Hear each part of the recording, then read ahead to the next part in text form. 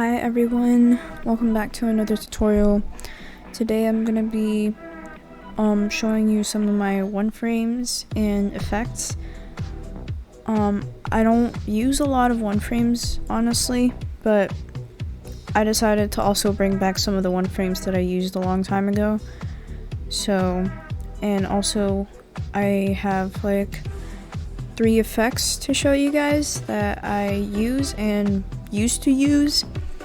Anyways, yeah, I also wanted to talk about my payhip. I have my resources up on my payhip, my project files, my shakes, and color corrections, so be sure to check it out. It would definitely support me, and I also have commissions open. Anyways,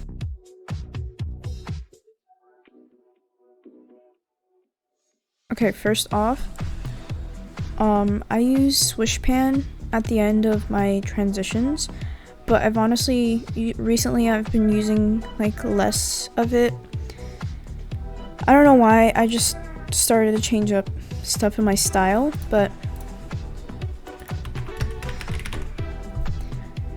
this is my BCC swish pan settings. Change animation to percentage done and change the blur to 11, and it can be left, top, right, that's up to you.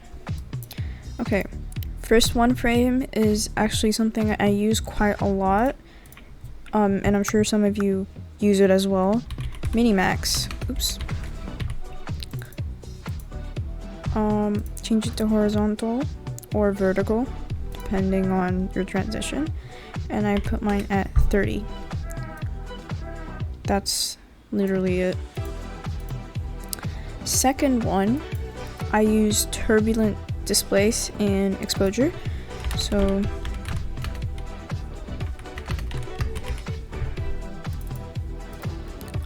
and exposure.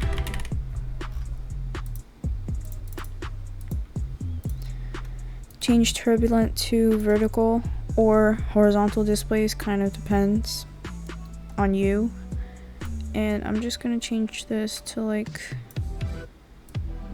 8, and oh, actually I'll change it to horizontal. And this, I'm gonna set it at like that much, but let me make this like 6 or something. Yeah. And then exposure, I just set it to 1 or 0.50. It's kind of up to you, but let's set it to 1. Then next thing we have is scan lines. I love scan lines. I use it a lot, but I have 2 kinds of scan lines, one with Sapphire and one with BCC. I use both of them, but mostly Sapphire. Anyways, for this, the line's frequency, we're gonna change it to something like this, and that's literally it. And then you can change the angle to 90 if you want it to be vertical. For the BCC scan line, let me set this to like 9. Oh, 9. And this to like that. And I usually use it like this. I think it looks really good. It could also work like that. It doesn't really matter. Next one, it's actually 2 frames, but you're gonna add motion tile and transform. Okay. And we're gonna uncheck uniform scale, and we're gonna set this to like 90, and also check mirror edges and do that. Then add transform again and uncheck uniform scale and change that to 120. Oh, oops. Change that to 120. So now you have that. And that is one frame number 5. Then this is something I use quite often. Radial blur. keep it as this, but change the center to your composition size, so 540 by 540 for me. And I would change this to negative, like 28 or something. Then I'd also add exposure. Set it as 1. I mostly use this on zoom in transitions, like when they're at the end.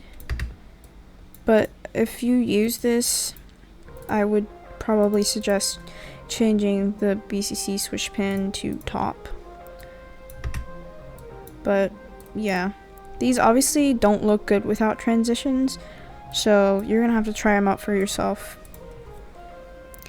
And then we have damaged TV. A lot of people used to use this in like 2021 to 2022, and I'm sure there are some people who already do. Still do. But I honestly wouldn't change anything. I think it looks fine as is. Like, just add the BCC damage TV and it's fine. Okay, then we have signal. I'm just gonna put my, and you can copy the settings right here. Random seed. I don't know why I put it that high, but it looked good. I used it in one of my ChemLib edits and it looked really, really nice. And yeah. Okay, for the effect, the first one we have is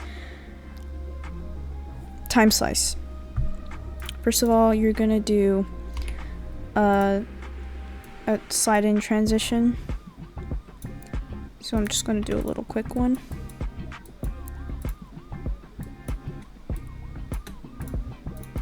And add motion tile. And add time slice. Where is it?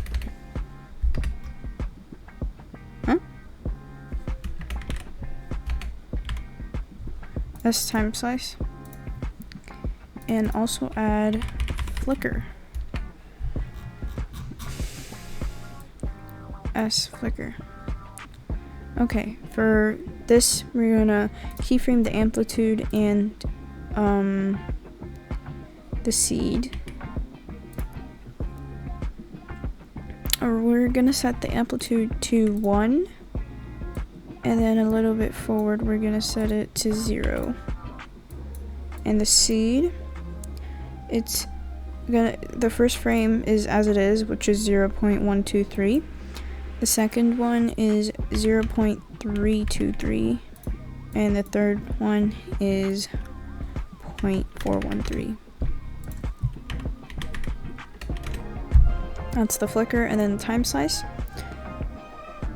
Set the slice direction to 0 and the slice number to 2. And check interp frames.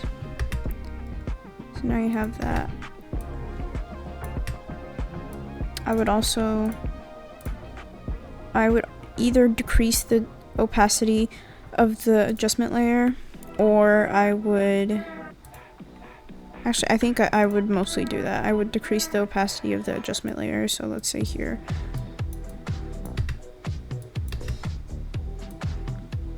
Like that. And then the second effect that I have, you're gonna have to create a white solid. You're supposed to have 2 clips. Okay.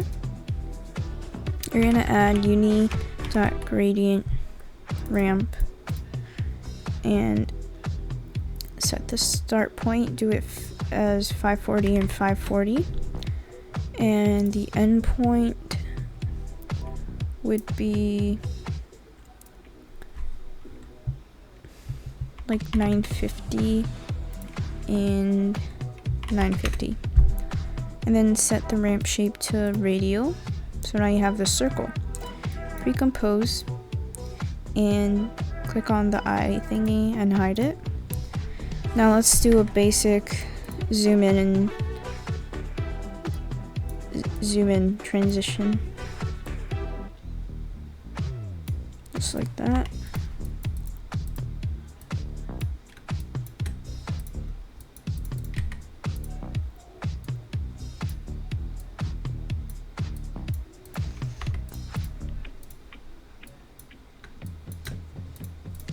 Add motion, oops, motion, oh my god, motion tile.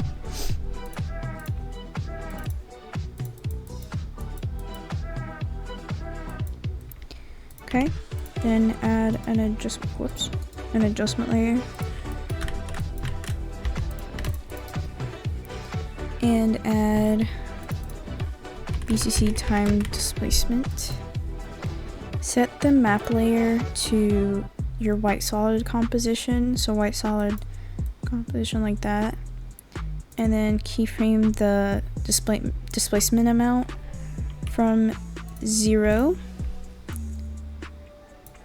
to, and set a keyframe to 5, and that should be the start of your second transition to 0 again. So this is what you have. I would recommend adding blur.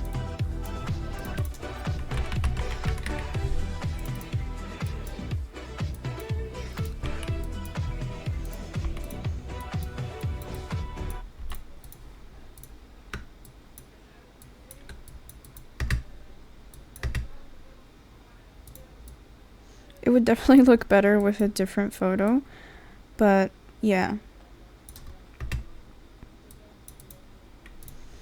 Next is a warp and ripple effect. I don't really use this, but I don't remember when I made it, but I don't really use ripple as often. Okay, so add BCC, ripple, dissolve, and warp.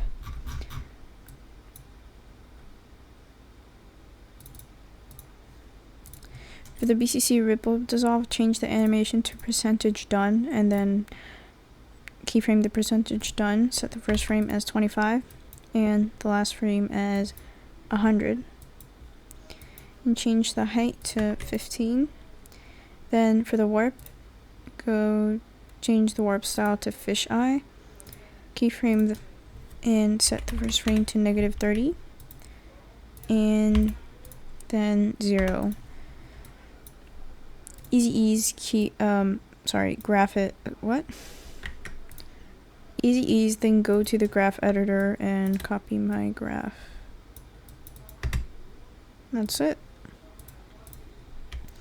I hope that was helpful. These aren't a lot, but this is all I could come up with. I'm very sorry, but I hope you guys enjoyed watching this. Please subscribe. Thank you. Bye.